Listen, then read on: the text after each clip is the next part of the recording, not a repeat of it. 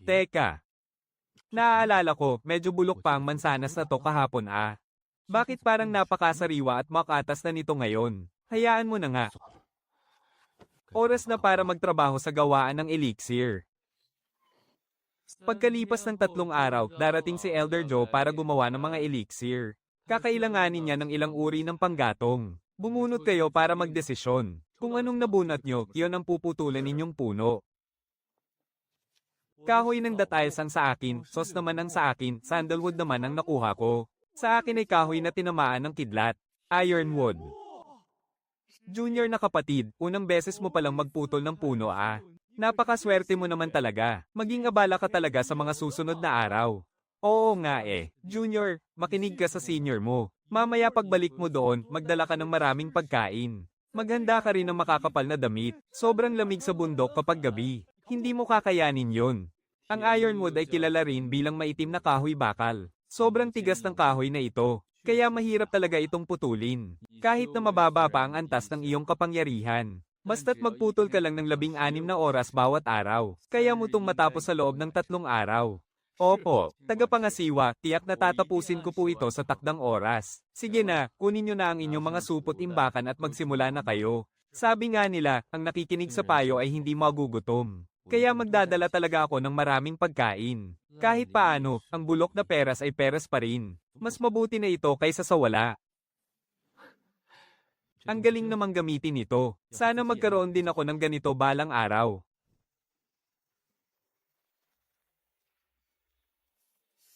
Dalhin ko na silang lahat, para kapag nauhaw ako, may pampawi ako ng uhaw. Kaya naman pala tuwang-tuwa ang mga tagagawang disipulo na hindi nila ito nabunot. Ang taba talaga ng puno ng ironwood na ito.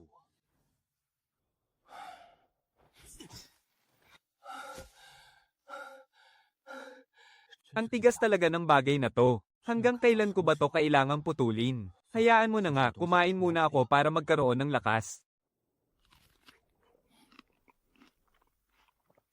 Ang tamis. Bakit parang iba ang lasa nito sa ordinaryong mansanas?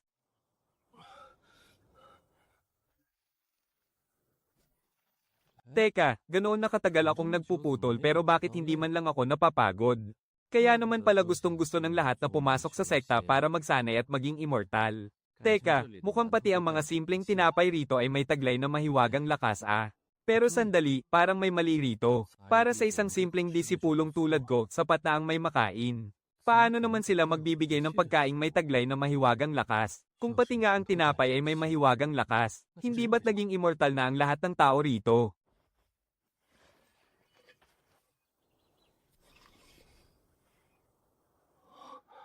Dahil kaya ito sa mansanas na to.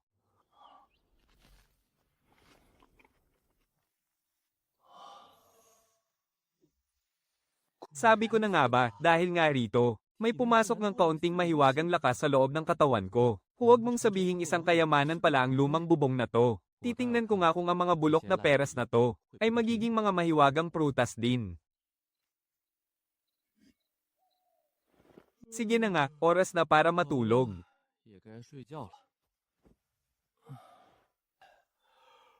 HMM.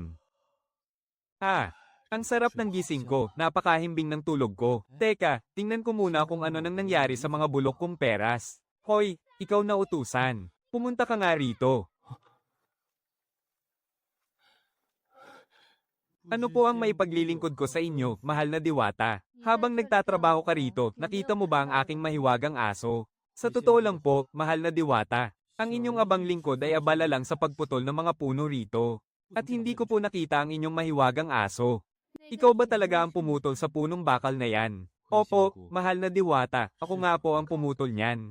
Isang simpleng utusan na nasa unang antas pa lang ng pagsasanay. Mahirap nga talagang putulin ng punong bakal na yan para sa isang tulad mo. Sige na, iwan mo muna ang ginagawa mo. Sumama ka sa akin para hanapin ang aking mahiwagang aso. Bakit? Parang ayaw mo yata. Hindi po. Handa po akong sumama, mahal na diwata. Handa po akong sumunod sa inyo. Mabuti naman at alam mo kung ano ang makakabuti sa'yo. Oh.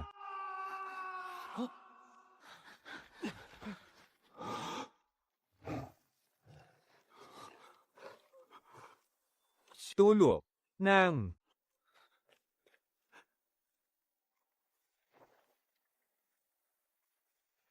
Xiaobay, napakalikot mo talaga. Sa susunod huwag ka nang tatakbo kung saan-saan, halika rito.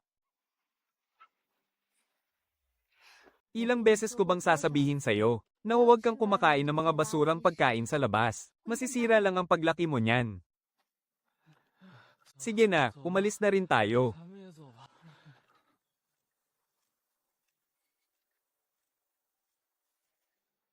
Kapatid na Huang, kahit hindi tayo ganoon kalapit, magkasama pa rin tayo sa iisang sekta. Ito na lang ang tanging bagay na magagawa ko para sa iyo.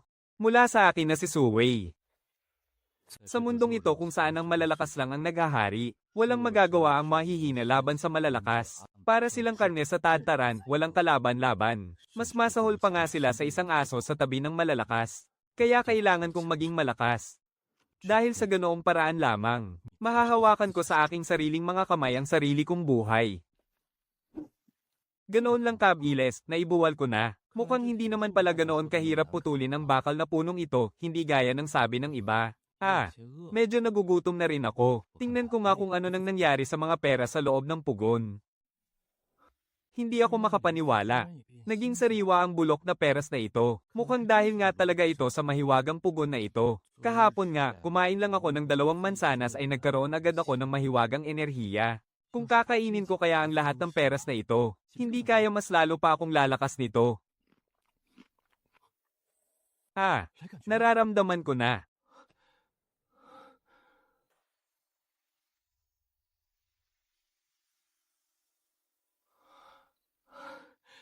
Sa wakas, nakaabot na rin ako sa ikalawang antas ng aking lakas. Naipit ako sa antas na ito ng mahigit 5 taon. Kung gusto kong makalis sa pagiging isang mababang utosang disipulo, kailangan kong maabot man lang ang ikatlong antas ng aking lakas, para magkaroon ako ng pagkakataong makapasok sa panlabas na sekta. Kung nagagawa ng mahiwagang pugon na ito na mapabuti ang kalidad ng mga prutas, kaya nitong ayusin ang mga sirang tableta. Kung mapapadalisay ko ang mga tabletang ito, tiyak na lilipad sa langit ang bilis ng aking pag-unlad. Pero saan naman ako kukuha ng kahit isang tableta? Ang isang karaniwang tableta para sa pagsasanay ay nagkakahalaga ng 10 kristal ng lakas. Samantalang ang buwan ng sahod ko ay isang maruming kristal lamang. At kailangan pa ng 100 maruming kristal para lang makapalit ng isang tunay na kristal ng lakas. Kahit hindi pa ako kumain o uminom, marahil ay aabutin ako ng buong buhay para lang makapag-ipon. Pero paano kung ang mga sirang tableta ang ilagay ko sa mahiwagang pugon? Doon sa likod ng bundok may malaking tambakan ng mga basura mula sa gawaan ng gamot. Baka sakaling may makuha akong ilang sirang tableta doon. Siya ang utosang disipulo mula sa bulwagan ng gamot. Anong ginagawa niya rito? Oh, kapatid mula sa gawaan ng tableta. Narito ka rin ba para maghanap ng mga sirang tableta? Pinadala ko rito para maghanap ng kahoy na tinamaan ng kidlat. Teka, ano nga palang ibig mong sabihin sa paghahanap ng mga sirang tableta? Halatang bago ka pa lang dito. Alam mo ba, napakahalaga ng mga sirang tabletang ito. Ang sirang tableta ng unang antas para sa pagsasanay ay maaari mong maibenta sa halagang 10. Mababang uri ng kristal. Kung mayroon kang mga sirang tableta, pwede mo akong puntahan. Sandali, ano naman ang ibig sabihin ng sinasabi mong may guhit sa Paeldores? Ang mga guhit na yan ay tumutukoy sa mga markang lumalabas sa Paeldores pagkatapos itong gawin. Mga linyang nabubuo sa ibabaw nito. Kapag may isang guhit, katamtaman ng klase nito. At kapag 2 guhit naman, mataas na klase na yun. Kung ganoon, siguradong mas mahal kapag may 3 guhit. Kapatid. Hindi basta-basta nakikita ang mga pambihirang Paeldores. Kahit may pera ka, hindi mo yan mabibili basta-basta. Ganoon pala yun. Kung ganoon, sigurado akong marami ang pumupulot ng mga palpak na pildorang yan. Nako, dyan ka nagkakamali, kapatid. Sa buong sekta, ako lang ang may kakilala at paraan para makuha ang mga yan. Dati, may isang nagngangalang Wang Xing sa silid ninyo ng paggawa ng Paeldores. Siya ang palaging nag-aabot ng mga sirang Paeldores sa akin. Sayang nga lang at napahamak siya kahapon. Kapatid na Lu, nagbebenta ka ba ng mga palpak na pildorang yan? Oo naman, mayroon akong mga ordinaryong Paeldores na ginamit lang sa pagsasanay ngayon. 50 mababang uri ng espiritual na bato ang isa para sa mga palpak na Paeldores. Pero kung gusto mong bumili, ibibigay ko na lang sa iyo sa halagang 40 piraso. Sige, maghanap ka muna, kapatid Dali. Mauuna muna akong magputol ng puno. Sige, kapatid. Kapag may nakuha kang palpak na Paeldores, huwag mong kalimutang ibigay sa akin, ha, pangako. Wala na akong natitirang pera ngayon. Kahit isang duleng. Masyadong maraming tao at mapanuring mata rito sa bakuran ng mga utusan. Kung basta ko na lang itong iiwan sa ibabaw ng lamesa katulad ng dati. Napakahirap kapag may biglang kumuha at nagnakaw nito. Mas mabuti pang itago ko na lang muna ito. Sumama kayo sa akin sa may pintuan para salubungin at bigyang galang si Elder Joe. Kuya Lee, mamaya kapag gumagawa na ng Paeldores si Elder Joe. Pwede ba tayong manood ng malapitan? Nababaliw ka na ba? Gusto mo bang mamatay? Kilalang kilala si Elder Joe sa napakasamang ugali at init ng ulo. Noong nakaraang taon, may isang utusan sa silid nating gumagawa ng Paeldores. Dahil lang sumabog ang hurno habang gumagawa ng Paeldores si Elder Joe, ay bigla na lang niyang pinatay ang kawawang utusan sa isang hampas lang. At ngayon, gusto mo pang lumapit para manood. Talagang naghahanap ka ng sarili mong kamatayan. Ang mga matataas na taong to, hindi talaga nila itinuturing na tao ang mga mababang disipulong katulad natin. Malugod naming tinatanggap ang pagdating ni Elder Joe para sa paggawa ng Paeldores. Malugod naming tinatanggap ang pagdating ni Elder Joe para sa paggawa ng Paeldores. Chin Feng, ano ba ang nangyayari sa silid ninyo ng paggawa ng Paeldores? Ang basurang kagaya niya na may mahinang talento, tinatanggap nyo pa. Bilang sagot sa inyo, Elder Joe, masyadong kakaunti ang mga bagong alagad na pumasok sa sekta ngayong taon. Kaya naman hinayaan muna siya ng dakilang elder sa bakuran ng mga utusan. HMPH, talagang habang tumatagal ay lalong sama-sama. Papasama ng papasama kada taon. Nagdala ako ngayon ng 2 set ng halamang gamot para sa Paeldores ng enerhiya. Sa tingin mo ba, makakabuo ako kahit isang salang? Ito.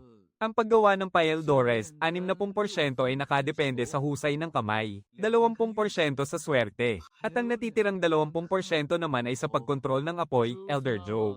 Sa edad na 60 taon, nasa rurok na kayo ng yugto ng pagbuo ng pundasyon, na mahirap maabot ng sinuman kung walang matinding kapalaran. At pagdating naman sa husay ng inyong mga kamay, kayo ang nangunguna at walang katulad sa buong sekta. Kaya naman sigurado akong magtatagumpay kayo sa paggawa ng Paeldores ngayon. At kung sakali namang hindi magtagumpay, siguradong dahil yon sa pagkakamali ng mga utosang ito habang nagsisilbi. Ha ha ha ha. Napakalusot mo talaga, bata ka, sige. Aasahan ko ang iyong magagandang salita. Kung magtagumpay ako ngayon, bibigyan kita ng malaking gantimpala. Pero kung hindi, ha ha. Pinag-iinitan na ba ako ng isang cultivator sa yugto ng pagbuo ng pundasyon? Sabi ko na nga ba, ang labis na kuryosidad talaga ang magpapahamak sa akin. Mamaya pagpasok ko sa loob, maghahanap ako ng trabahong malayo sa kanya. Ikaw, pumunta ka sa pugon at asikasuhin mo ang pagsisiga. Kung ano pa talaga ang kinatatakutan ko, yun pa ang nangyari. Bakit? Ayaw mo ba? Hindi po, handa po akong sumunod, Ginoo. Mabuti naman kung ganoon. Mamaya, kung anong kahoy ang ipadagdag ko sa apoy, yun lang ang ilalagay mo. Kung sakaling magkamali ka kahit kaunti, kahit ang mga Diyos ay hindi ka iligtas. Malinaw na gusto akong ipahamak at patayin ng Chin Feng na ito.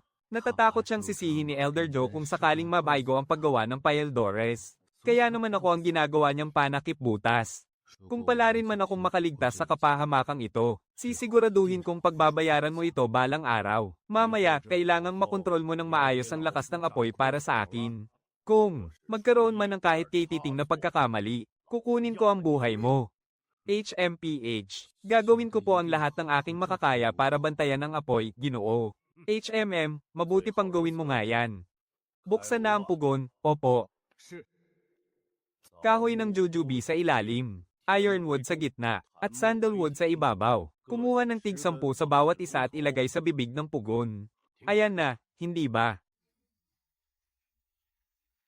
Maligayang bati, Elder Joe. Mukhang matagumpay ang salang ito, haha. Maliit na bagay lang naman ang paggawa ng simpleng Paeldores ng Chi. Napakadali lang yan para sa akin.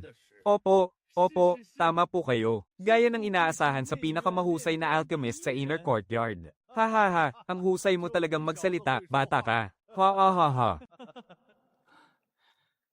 Buti na lang. Nakaligtas din ako sa pagsubok na ito.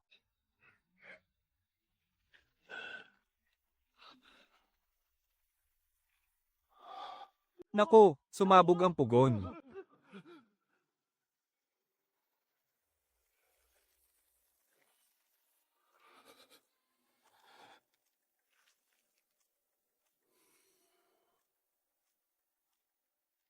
Walang kwenta ang pugong ito. Palitan ito. Opo, opo, masusunod.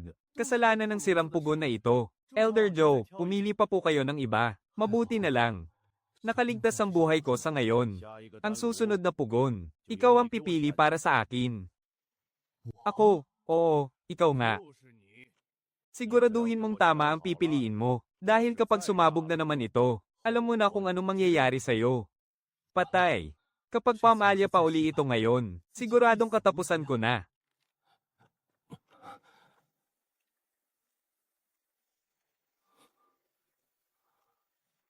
Kapag nagpatumpik-tumpik ka pa riyan, gusto mo bang patayin kita ngayon din sa isang hampas?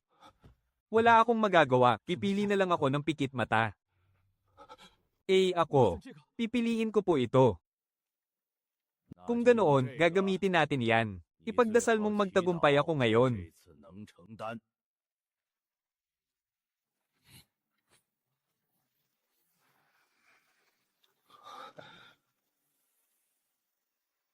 Simulan na.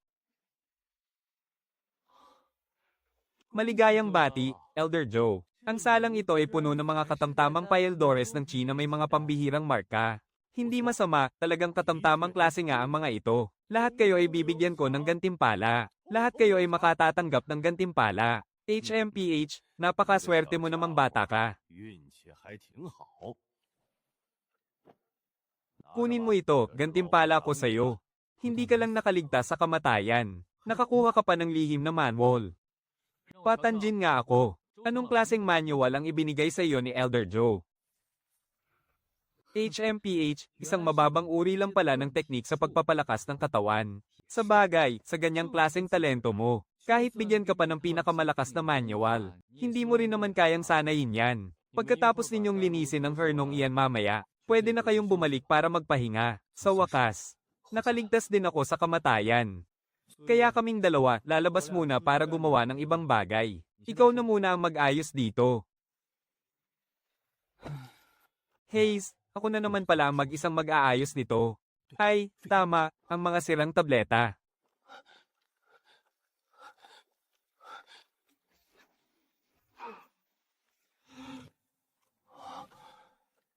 Ito ba ang mga sirang tableta ng Chi Refining Pill?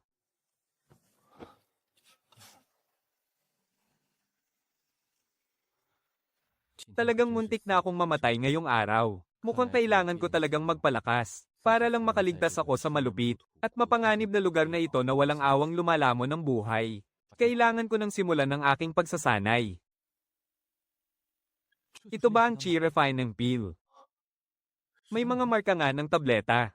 Parehong may isang asul na guhit ang dalawang tableta. Ibig sabihin ba nito, pareho silang mid-grade na tableta? Grabe, napakalupit naman ng hernong ito. Hindi ko akalaing ang pagpapahusay sa mga tabletang ito ay aabutin pala ng 5 shichen. Mukhang habang mas maganda ang isang bagay, ay mas matagal din ang oras para mapahusay ito. Itong mid-grade na Chi Gathering Pill. Hindi ko alam kung gaano kalaki ang maitataas ng kapangyarihan ko kapag kinain ko ito.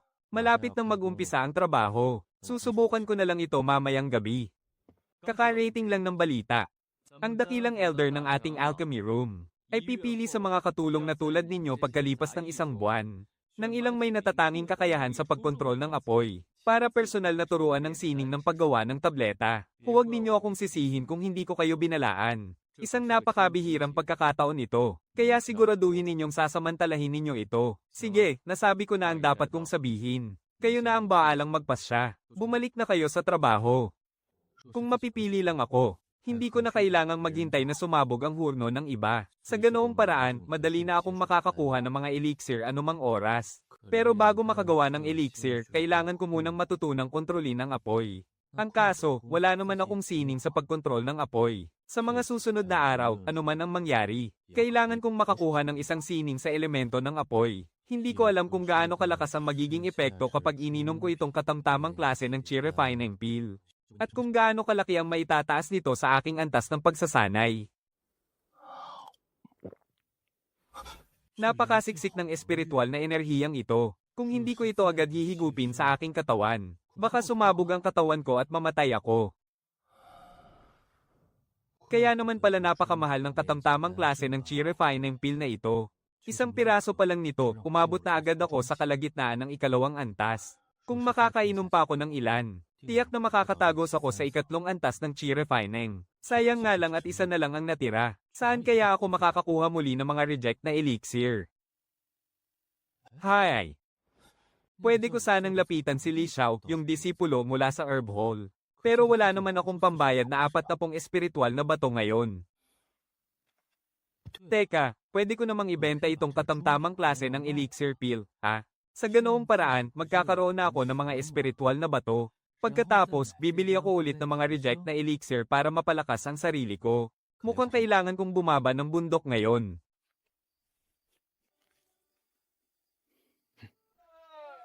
Magandang binibini, mayroon akong mababang klase ng mahiwagang kagamitan dito. Gusto mo bang tingnan? Mga espiritual na alaga, bili na kayo. 5 pilak bawat isa. Boss, tumatanggap ba kayo ng mga elixir pill dito? Mga elixir, anong klase namang elixir? Hindi ko tatanggapin kung mababa lang ang kalidad niyan, ha? Katamtamang klase ng chi refining pill. Bibilhin nyo ba? Seryoso ba? Katamtamang klase ng chi refining pill. Tama, isang katamtamang klase nga ng chi refining pill. Kung ayaw nyo, magtatanong na lang ako sa ibang tindahan. Sandali, kaibigan, huwag ka munang umalis. Siyempre, siguradong tatanggapin ko ang katamtamang klase ng chi refining pill. Baka naman pwede mong ilabas para masuri ng matandang ito. Sa unang tingin pa lang, mukhang wala namang kwenta yan. Sinong mayaman na cultivator ang magbabalot niyan sa ganiyang lumang basahan? Katamtamang klase ng chi refining pill. Boss, ano sa tingin mo ang chi refining pill ko? Napakagandang bagay, napakahusay. Kaya lang, hindi mo man lang ito inilagay sa porselanang botelya. Siguradong nabawasan na ng malaki ang bisa nito. Kaya naman hindi ito mabebenta sa mataas na halaga. Gusto mo pa akong maisahan, Kung ganoon, ilang pirasong espiritual na bato ang kaya mong ibigay?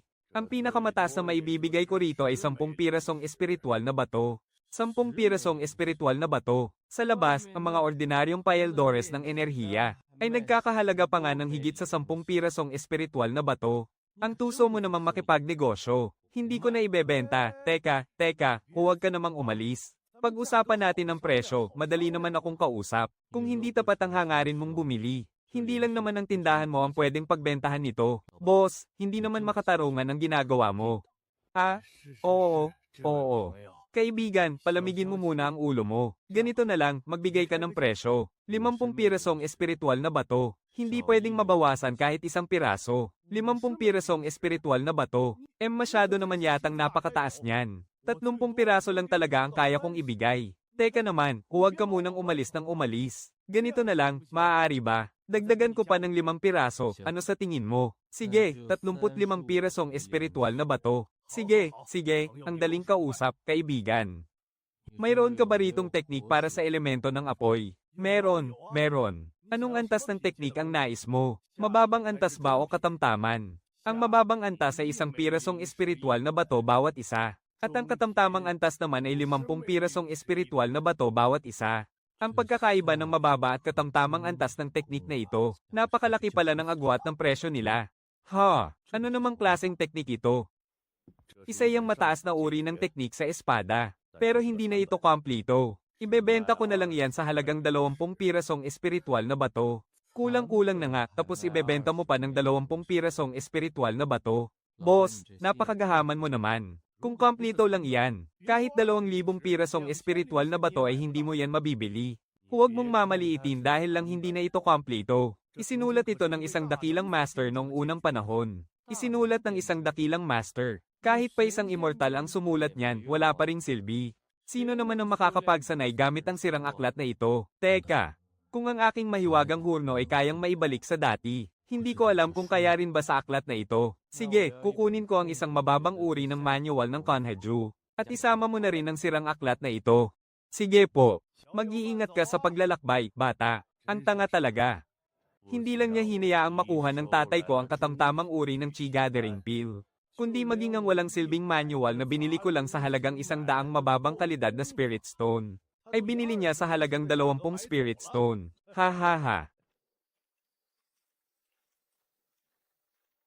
Para sa aking kaligtasan, sinadya kong dumaan dito sa tago at maliit na landas para makabalik. Mukhang magiging ligtas naman ako. May tao sa harap. Huwag mong sabihing nakasalubong ko ang mga magnanakaw na ligaw na kultibador. Aking Panginoon, ilang beses ko nang hinalugog ang silid ng mga tableta. Ngunit wala talaga roon ang bagay na tinutukoy ng Demon Lord. Hindi rin naman imposible ang bagay na iyan. Ngunit kahit anong mangyari, dahil nag-utos na ang Demon Lord, bumalik ka doon at maghanap ng mas mabuti pa. Tingnan mo kung may nakaligtaan ka pa. Masusunod, aking Panginoon. Sino kaya yun? Bakit parang pamilyar sa akin ang boses na iyon? Si Qin Feng. Walang duda, boses nga ito ni Qin Feng. Sino ang mag-aakala na sa likod ng mabuti niyang anyo, ay isa pala siyang taksil mula sa Demon Race? Sino yan? Lumabas ka riyan. Patay. Napansin ba nila ako?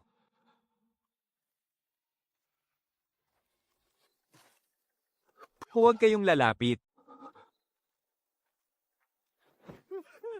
Huwag ninyo akong buliin, wala akong nakita. Huwag ninyo akong patayin. Huwag ninyo akong patayin. Huwag ninyo akong patayin, wala akong narinig.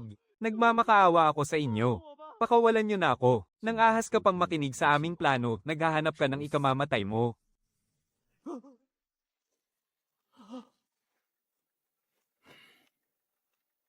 Iligpit mo siya ng walang maiiwang bakas, masusunod, aking Panginoon. At tandaan mo, ayaw ko nang maulit pa ang ganitong pangyayari sa susunod. Kung hindi, ang sasapitin mo ay matutulad din sa kanya.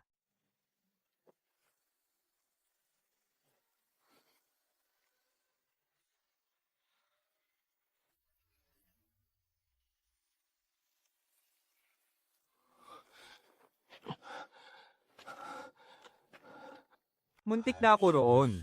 Buti na lang nakatakas ako mula sa bingit ng kamatayan. Ano na ang gagawin ko ngayon? Si Qin Feng. Miyembro pala siya ng Demon Clan. Kung mananatili ako sa ilalim niya, paano kaya ako makakaligtas? At magkakaroon ng magandang kinabukasan, dapat ko na bang iwan ang sekta ngayon din? Hindi maaari.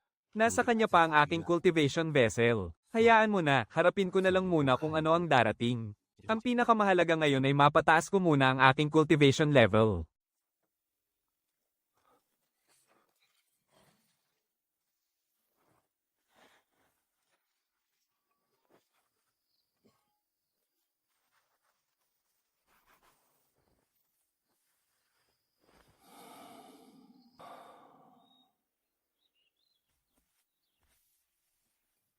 Ang mga mababang klase ng Spirit Stone na ito, naging mga purong Spirit Stone. At ang rank din ito, mula sa asol ay naging pula.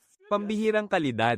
Ang lumang librong ito, naging isang pambihirang cultivation technique. Sigurado ako na ang sword art na ito, kahit dalhin ko pa sa kahit anong sekta, ay madaling may pagpapalit para sa posisyon ng isang elder. Hahaha, oras na pala para magtrabaho. Pag-aaralan ko na lang ulit ito pag uwi ko mamayang gabi. Ang isang basurang may mababang klase ng spiritual root na tulad niya, na umabot sa ikalawang antas ng chi refining. Napakalaking swerte lang ang nakuha niya para maabot yun. Anong klaseng cultivation technique ba ang kaya niyang sanayin? Pero tignan mo siya. Parang napili siya ni Elderly, sa basura niyang talento.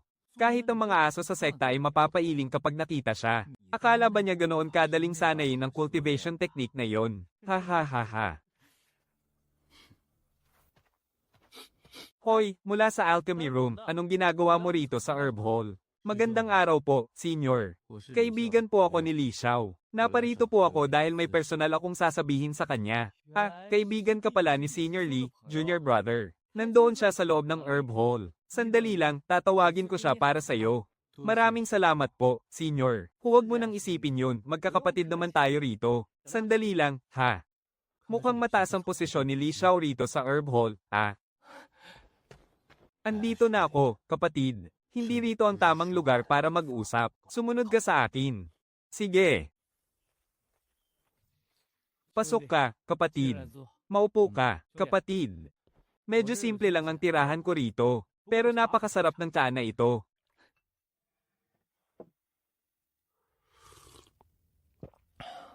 Ano sa tingin mo, masarap ba ang tsaa? Napakasarap nga ng tsaa na ito, Senior Lee. May kasama pa nga itong kaunting spiritual energy, Senior Lee.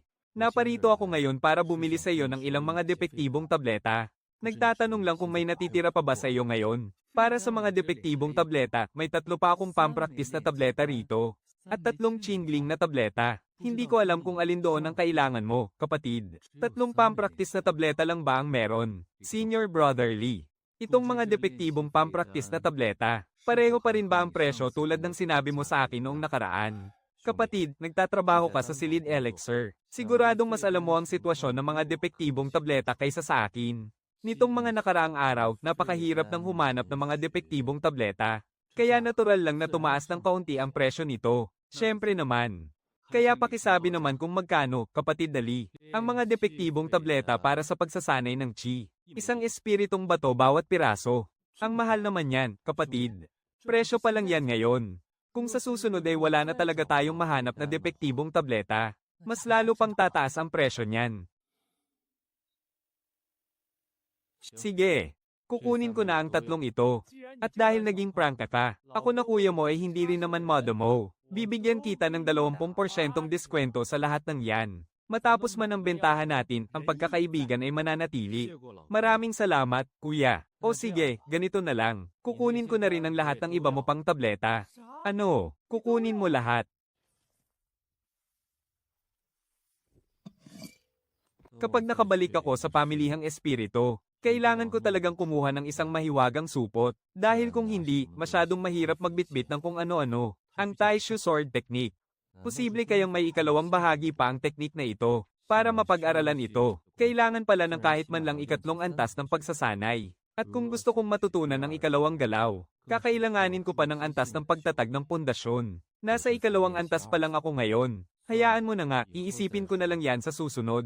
Tingnan ko muna itong natatanging teknik sa elemento ng apoy. Ang 3 pangunahing elemento sa pagkontrol ng apoy. Pagsasama-sama, pagkontrol, at pagmamanipula ng apoy. Haha, sa wakas, tapos na rin. Susubukan ko muna ang isa para malaman kung gaano ka-epektibo.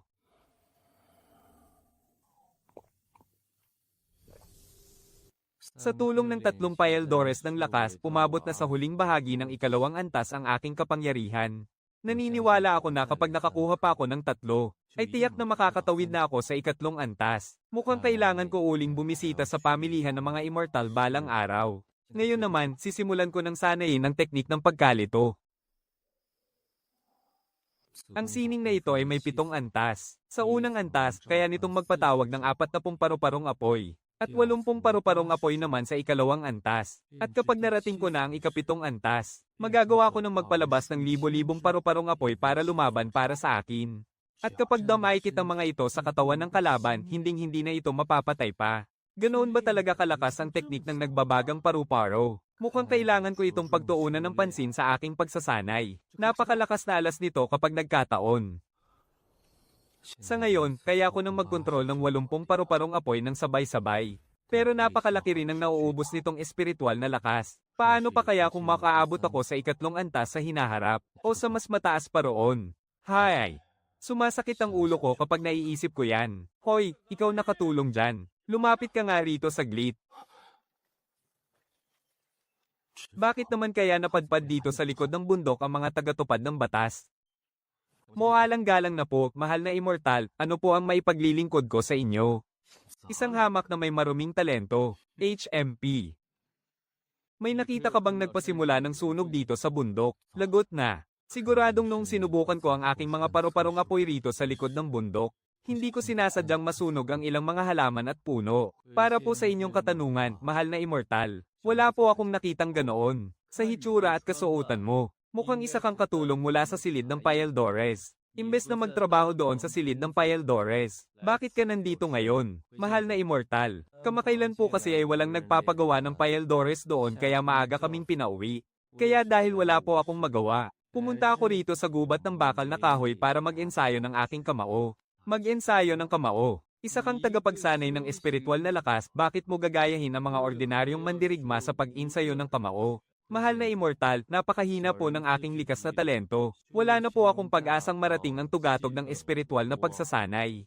Kaya sinusubukan ko na lang pong humanap ng ibang paraan para lumakas. Kung sakaling may makita kang nagpapasimula ng sunog, dapat natin itong iulat agad sa bulwagan ng tagapagpatupad. At kapag nalaman kung may itinatago ka, huwag po kayong mag-alala, mahal na immortal. Hinding-hindi po magsisinungaling o maglilihim ang isang tulad ko. Umalis ka na. Maraming salamat po, mahal na Immortal. Maraming salamat po, mahal na Immortal. Boss, siya lang naman ang nag-iisang tao dito sa bundok. Sa kanya ang pinakamalaking hinala sa lahat. Bakit pa natin siya hinayaang umalis? Ang nasunog ay ang libong taong gulang na sagradong kahoy ng Vajra. Kahit ang sarili kong antas ng kapangyarihan ay hindi kayang sumunog doon. Bakit, sa tingin mo ba? Mas mahina pa ako sa isang may basurang talento. Sa bagay, boss. Ikaw kaya ay nasa ika-6 na antas na ng pagsasanay ng enerhiya. Ikaw ang pinuno at pinakamalakas sa panlabas na sekta ng tagapagpatupad. Sino ba naman ang makakapantay sa inyo? Sige na, magpatuloy na tayo sa paghahanap. Buti na lang talaga at nagsanay ako kanina ng sining sa pagpapalakas ng katawan. Kaya may naisagot ako at may dahilan para makalusot. Kung hindi, siguradong hindi ako makakaligtas sa kanila. Haha, dapat ko pa palang pasalamatan si Elder Joe sa nangyari. Ang sining ng pagpapalakas ng katawan na ito dahil sa pagbabago ng mahiwagang hurno ay naging sining ng gintong liwanag. Pagkatapos kong magsanay, ramdam ko ang tibay at lakas ng buong katawan ko. Napakalaki ng liwasang ito, mukhang may mahigit 100 tao ang nandito ngayon. Junior Brother Suyo, pumunta ka rin pala rito para sumali sa pagpili. Opo, gusto ko lang din pong sumubok. Ang mahalaga naman ay makasali ako, di ba? Magandang pag-iisip yan. Pero bilang senior brother mo, bibigyan kita ng isang payo. Kapag nakita mong hindi mo talaga kaya, bumaba ka na agad. Huwag mo nang ipahiya ang ating bulwagan ng Alkaymaya. Opo, alam ko po. Maraming salamat sa paalala, senior brother. Ang especially iyang iyon ng tribo ng demonyo. Ano kaya ang hinahanap nila ng lalaking nakaitim noong araw na iyon?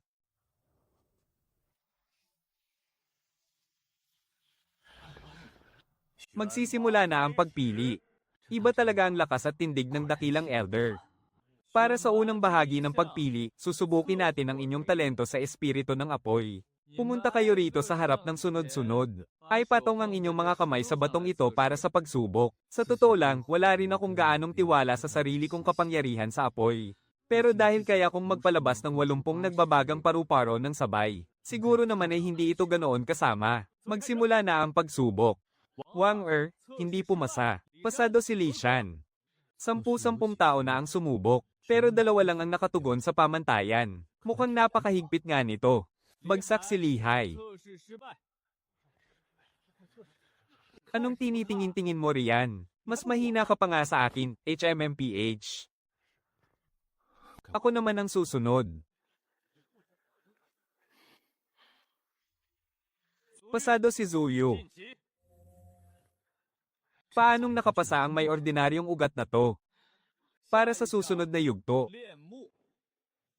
Ang bawat isa ay may palugit na isang stick ng insenso. Sino man ang makagagawa sa 1000 taong gulang na Vajra wood na ito, ng bakas ng sunog, ay may tuturing na nakapasa sa pagsubok na ito. Sino ang gustong mauna sa inyo? Sa 5 elemento, tinutupok ng apoy ang kahoy. Kaya hindi naman siguro mahirap sunugin ang isang pirasong kahoy, hindi ba? May kakaiba ba sa kahoy na ito? Kung walang gustong magboluntaryo, ako na mismo ang tatawag ng inyong pangalan. Ako na po. Sabi ko na nga ba, hindi ito ganoon kadali. Bagsak, bagsak.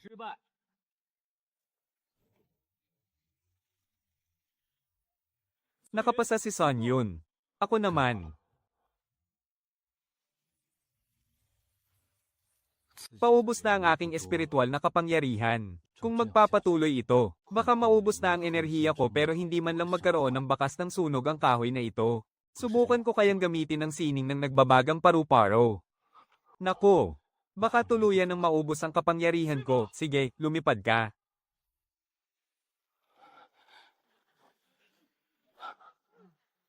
Nakapasa si Zuyu.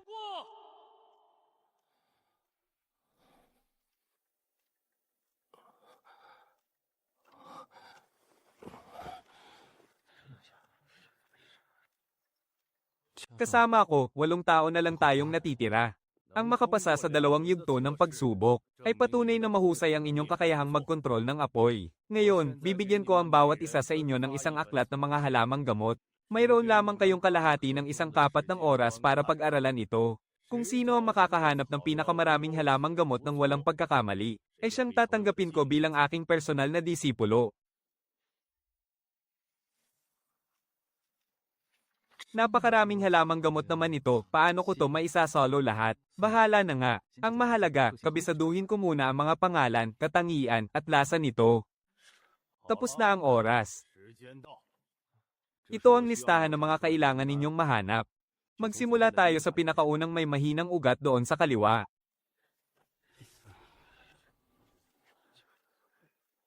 Isipin mo yun, nakalusot pa sa ikatlong yugto ang isang may mahinang ugat na gaya niya. Haha, mukhang kapana-panabik ito. Ako na pala ang susunod. Hahanapin ko ito batay sa aking alaala. Hoksang, Baiji, Chuando, Peilan. Matalino nga ang isang ito. Tapos na ang oras. Paano sila nakakuha ng ganoon karami? Yari na. Tiyak na talo ako nito. Hindi pasado. Ano ba itong mga pinulot mo? Hindi pasado.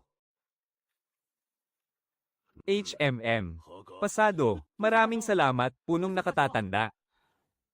Pasado ba ako? O hindi? Hindi pasado. Hindi pasado. Mula ngayon, kayong dalawa na ang aking mga disipulong Jim-ing. Mula bukas, mag-aaral na kayo sa akin ng alkemiya. Ibig sabihin ba nito? Napili ako. Kapatid, simula ngayon, tayong dalawa ay magkapatid na sa sekta. Ako nga pala si Gion. Isang katulong na disipulo mula sa bulwagan ng medisina. Ikaw kapatid, ano ang pangalan mo? Magandang araw po, Senior Gion. Ako naman si Suyu. Isang tagasilbi lang sa silid ng mga elixir. Hay nako, hindi talaga naging madali ang makapasa sa pagsubok na ito. Pero dahil makakasama na natin ang punong nakatatanda para mag-aral ng alkemiya, tiyak na magiging maganda ang kinabukasan nating dalawa. Senior, ano pong ibig ninyong sabihin? May hindi ka pa alam, kapatid. Sadyang napakataas ng tingin sa mga gumagawa ng elixir dito sa ating sekta. Ang mga disipulong nakapag-aral sa ilalim ng punong nakatatanda noon ay napakaganda na ng buhay ngayon. Subalit, nakalulungkot lang na matapos silang mapunta sa panlabas na sekta, hindi na sila maaaring magpatuloy sa ilalim ng punong nakatatanda. Bakit naman po ganoon? Iyan kasi ang patakarang itinakda ng punong nakatatanda. Kahit ako nga, hindi alam kung ano ang eksaktong dahilan. Ganoon pala.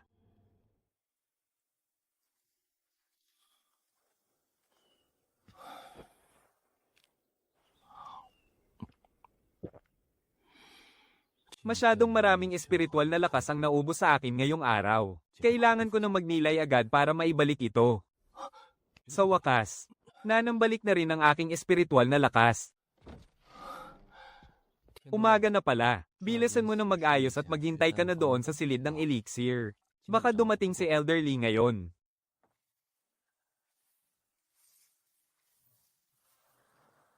Haha, nagsisimula ka na bang mainggit sa akin?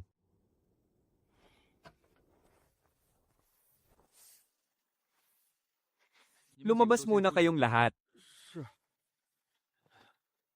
Simula ngayon, hindi mo na kailangan gawin ang mga mababang gawaing alipin dito. Mula ngayon, ituon mo na lang ang iyong pansin sa pag-aaral ng paggawa ng elixir sa ilalim ng dakilang elder. Opo, masusunod po. Suyu, mukhang minaliit nga talaga kita. Hindi ko akalaing ang isang may basurang spiritual root na tulad mo ay makakapasa sa 3 yugto ng pagsubok at sa huli ay naging opisyal na alagad pa ng dakilang elder. Bakit bigla akong binibigyang pansin ng Chinfeng na ito? May natuklasan kaya siya? Ang lahat ng ito ay dahil sa mabuting paggabay ng tagapamahala. At sinwerte lang din po talaga ako. Sinwerte, hehe. Baka nga.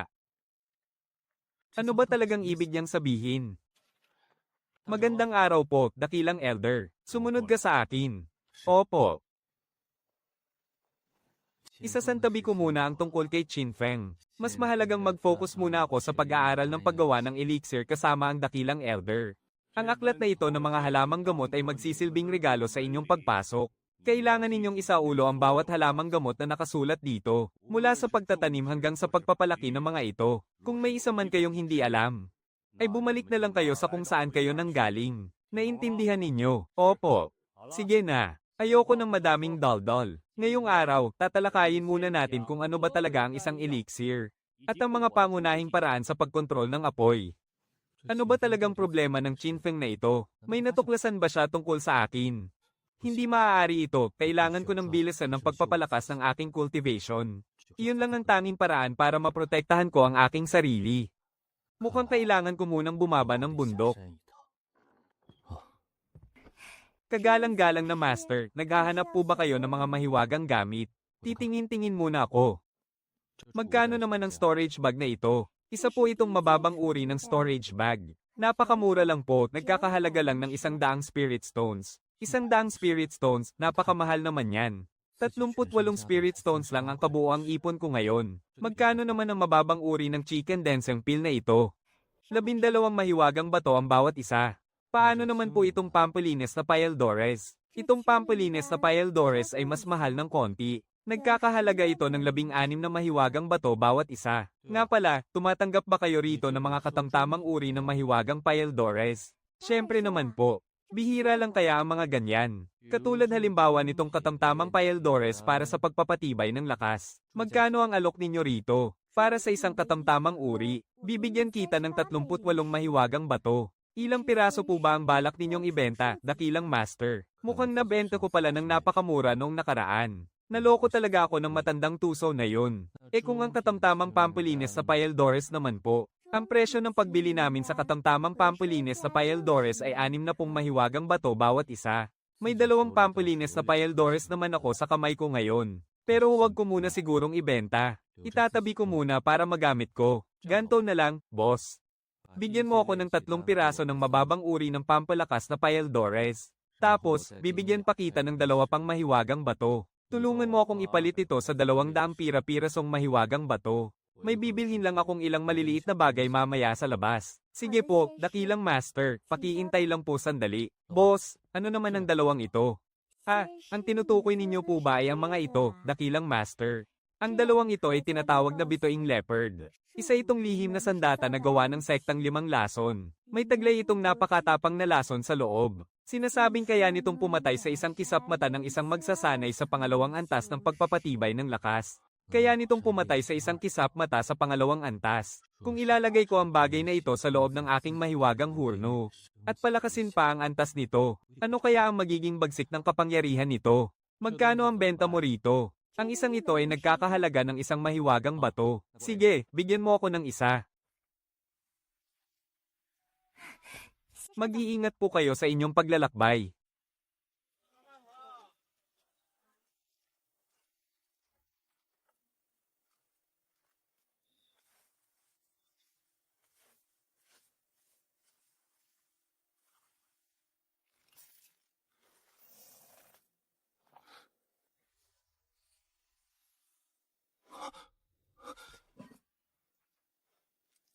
Napakabuti, ngayong mayroon na akong 3 pampalakas na Paildores. Tiyak na makakatawid na ang lakas ng aking pagsasanay sa pangatlong antas.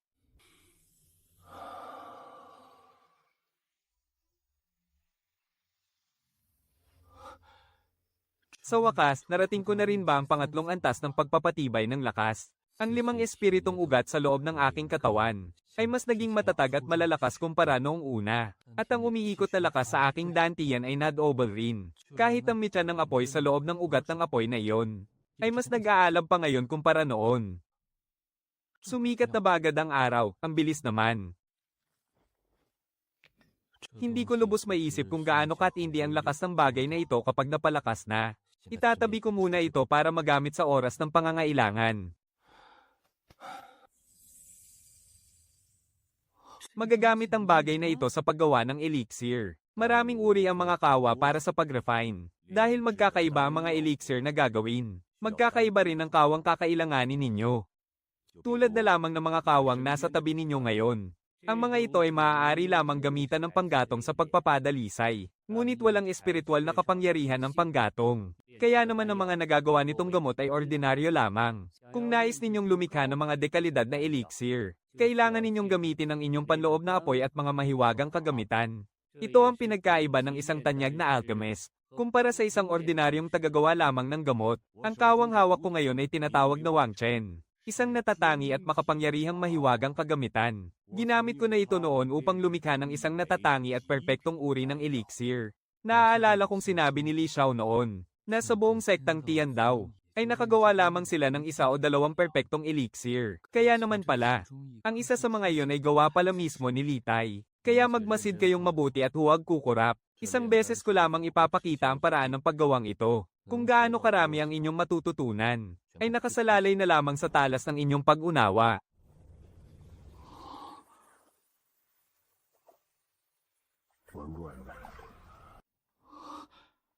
Ang liit-liit ng kawang ito, pero nagawa nitong maglaman ng napakaraming bagay. Ang galing talaga.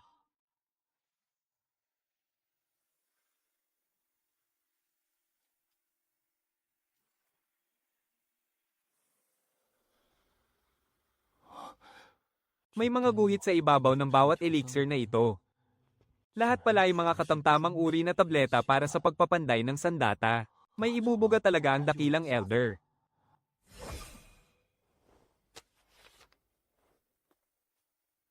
Ito ang lihim na paraan para sa paggawa ng tableta ng pagpapalakas ng katawan. Bibigyan ko ang bawat isa sa inyo ng 3 bahagi ng mga sangkap. Kung sino ang unang makagagawa ng tableta ng pagpapalakas ng katawan, ay gagawa rin ko ng isang mababang uri na tableta para sa pagpapanday bilang gantimpala. Masusunod po, guro.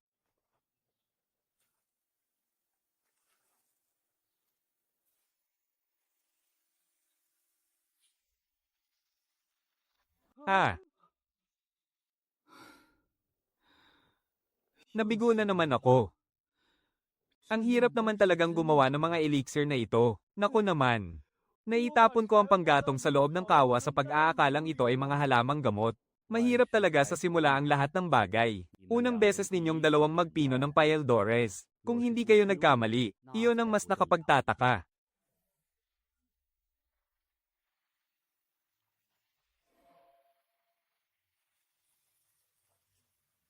Masyadong malakas ang apoy, kaya naman nawala ang halos lahat ng bisa ng Paeldores. Pero dahil nakagawa ka agad sa iyong unang subok, masasabi kong may talento ka nga at swerte. Kunin mo ito ang iyong gantimpala. Maraming salamat po, dakilang elder. Hawakan ninyong mabuti ang supot ng imbakan na ito. Nag-aksaya kayo ng napakaraming halamang gamot ngayong araw. Kaya bukas ay pumunta kayo sa likod ng bundok at pitasin ninyong lahat ang mga iyon para ibalik sa akin. Narinig nyo? Ba? Opo, masusunod po. Hanggang dito na muna ngayong araw. Mag-ayos na kayo ng mga gamit at bumalik na para magpahinga. Masusunod po. Senior Brother Gion, huwag ka sanang masyadong madismaya. Kung nabigo man ngayon, may susunod na pagkakataon pa naman. Mukhang pagod na pagod ka na sa buong araw na pagtatrabaho. Mauna ka nang bumalik para magpahinga. Ipaubaya mo na sa akin ang paglilinis ng pugon. Talaga ba? Maraming salamat sa iyo, Junior Brother.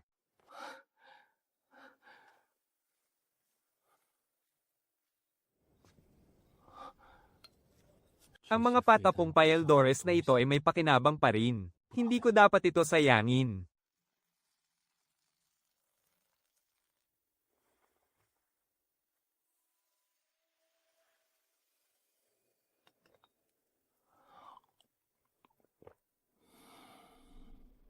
Kahit hindi gaanong tumaas ang aking kapangyarihan, ramdam ko naman ang malaking paglakas ng aking pangangatawan. Marahil ay dahil ito sa epekto ng Paeldores ng pagpapalakas ng katawan. Sige, oras na para pumunta sa likod ng bundok para kumuha ng mga halamang gamot.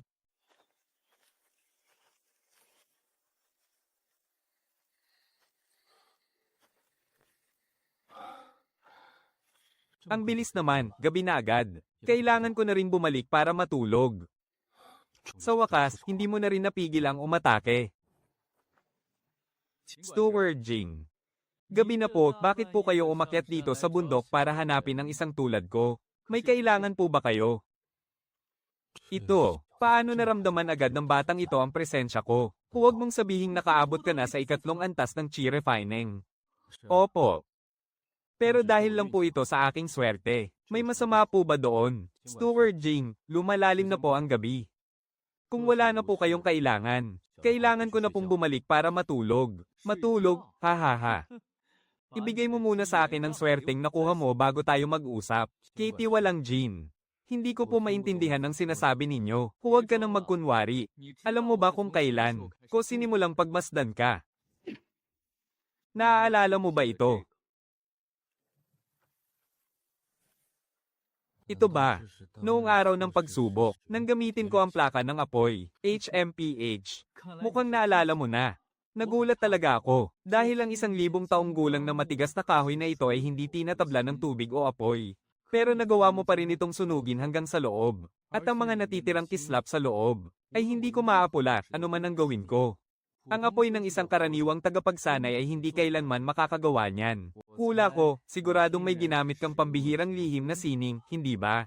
Hindi ko akalain na binibigyan pala ako ng ganoon kalaking pansin ng Katie Walang Jean. HMPH, noong bumili ka, naglabas ka agad ng 38 Spirit Stone. Saan ka kumuha ng ganoon karaming pera?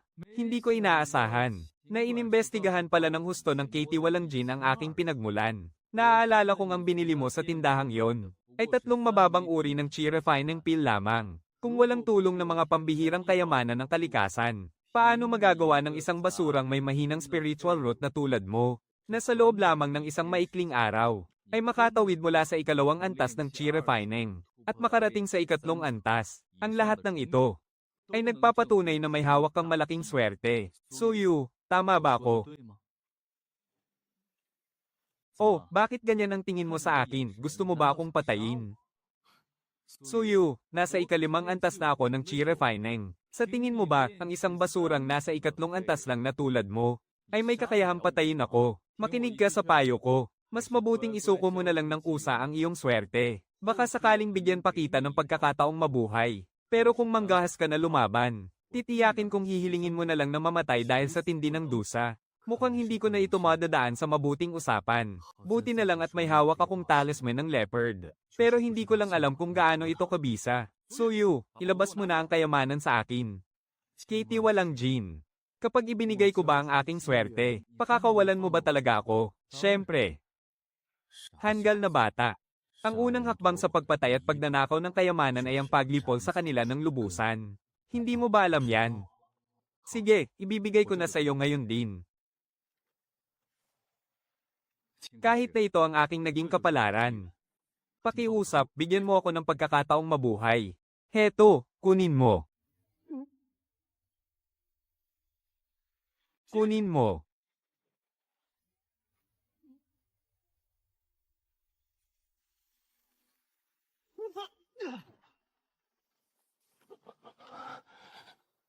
Suyu. Hindi ka palalampasin ng aking Panginoon.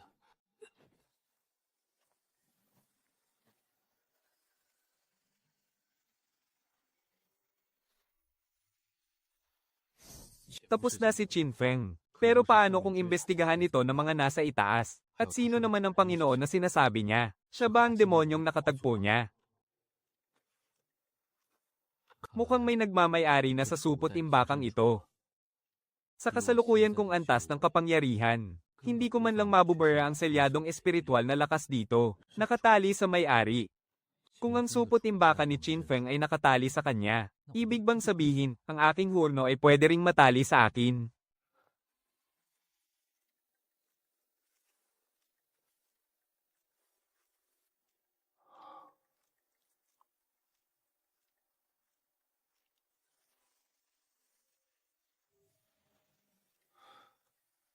Masyado ko lang ba itong iniisip? Hindi naman talaga pwedeng matali sa may-ari ang bagay na ito.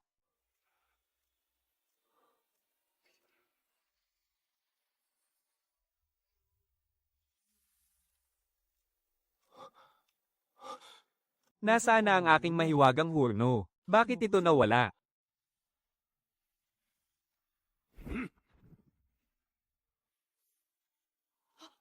Ina, ina. Ina, anong nangyari sa inyo, ina? Nagustuhan ng aming tagapamahala ang ina mo, ina. Heto ang bayad sa iyo. Kung matalino ka, kunin mo ang pera at umalis ka na rito. Kung hindi, ipapadala kita sa kinaroroonan ng ina mo. Niyo, niyo.